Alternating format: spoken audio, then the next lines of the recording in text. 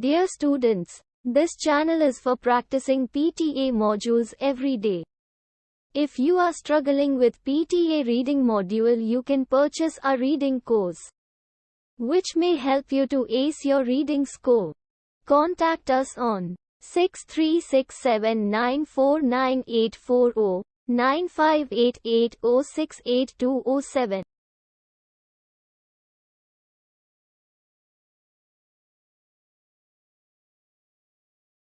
In our studies, those people on a higher protein diet lost the same amount of weight as those on a higher carbohydrate diet. This is because the two diets offered an equal amount of fat.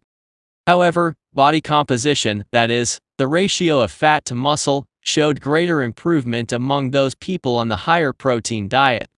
When the participants in other studies were allowed to eat until they were no longer hungry, those on the higher protein diet lost more weight than those on the higher carbohydrate diet, even after more than a year. The reduction in hunger and the beneficial effect on muscle provided by the higher protein diet is mostly related to its protein content, while the enhanced fat loss seems to be related to its lower amounts of carbohydrate.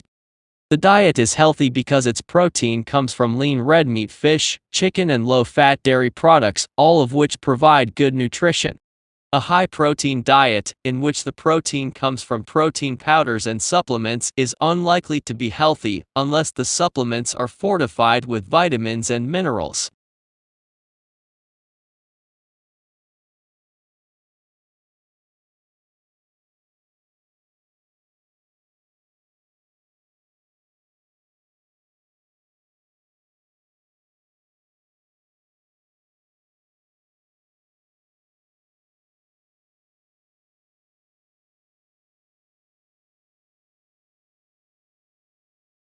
Recently, research into embryonic development has given us an even better insight into how major structural changes might occur in a given population of organisms. We now understand that there are two major types of genes: developmental and housekeeping genes. Developmental genes are those that are expressed during embryonic development, and their proteins control the symmetry, skeletal development, organ placement, and overall form of the developing animal. In contrast, housekeeping genes are expressed during the animal's daily life to generate proteins which keep the cells, tissues, and organs in the body functioning properly.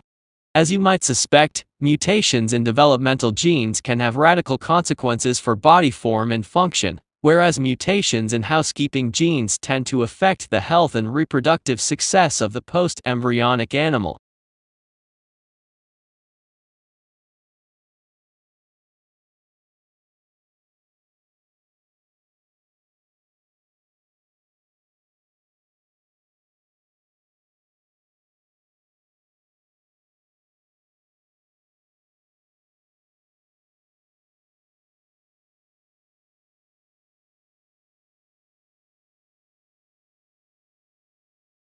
Seminars are not designed to be mini lectures.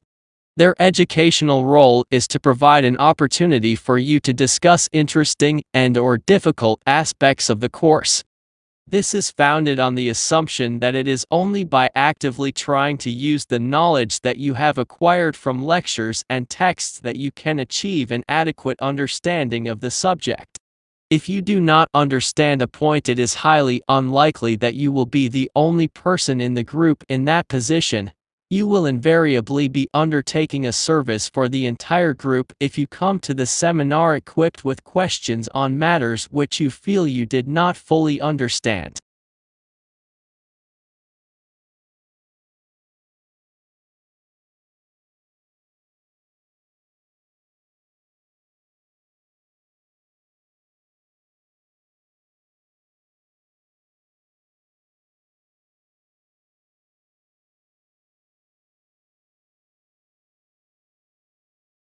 Timing is important for revision. Have you noticed that during the school day, you get times when you just don't care any longer? I don't mean the lessons you don't like, but the ones you usually find okay, but on some occasions, you just can't be bothered with it. You may have other things on your mind, be tired, restless, or looking forward to what comes next. Whatever the reason, that particular lesson doesn't get 100% effort from you. The same is true of revision. Your mental and physical attitude are important. If you try to revise when you are tired or totally occupied with something else, your revision will be inefficient and just about worthless. If you approach it feeling fresh, alert, and happy, it will be so much easier and you will learn more, faster.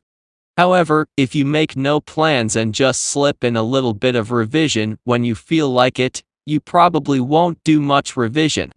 You need a revision timetable, so you don't keep putting it off.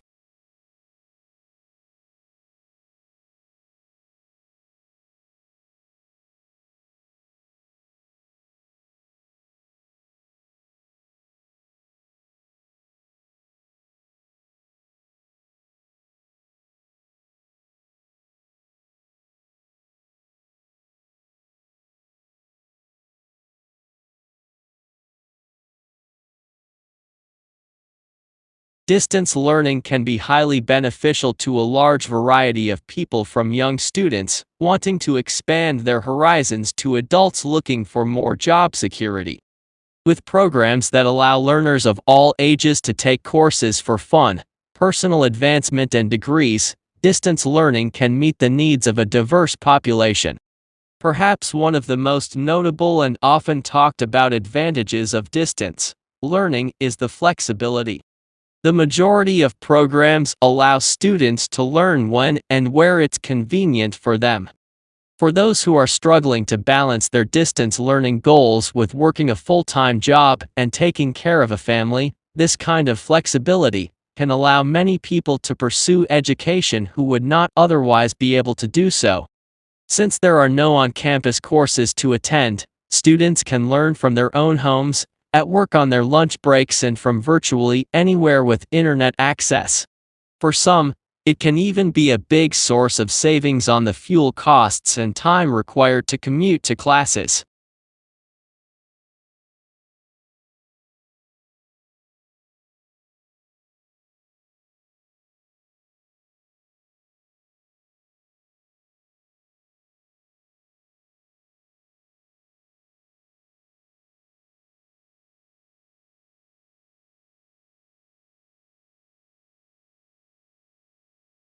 Developing computational thinking helps students to better understand the world around them. Many of us happily drive a car without understanding what goes on under the bonnet. So is it necessary for children to learn how to program computers? After all, some experts say coding is one of the human skills that will become obsolete as artificial intelligence grows. Nevertheless, governments believe coding is an essential skill. Since 2014, the principles of computer programming have featured on England's curriculum for children from the age of 5 or 6, when they start primary school. While not all children will become programmers, Mark Martin, a computing teacher at Sydenham High School, London, argues that they should learn to understand what makes computers work and try to solve problems as a computer might.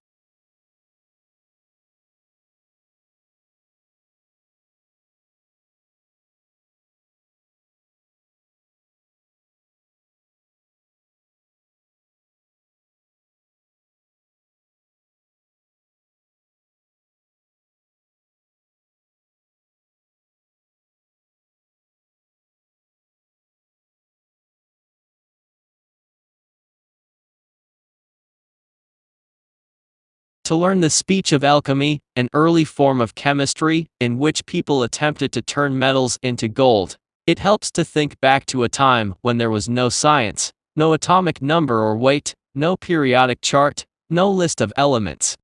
To the alchemists, the universe was not made of leptons, bosons, gluons, and quarks. Instead, it was made of substances, and one substance, say, walnut oil, could be just as pure as another, say, silver, even though modern chemistry would say one is heterogeneous and the other homogeneous. Without knowledge of atomic structures, how would it be possible to tell elements from compounds?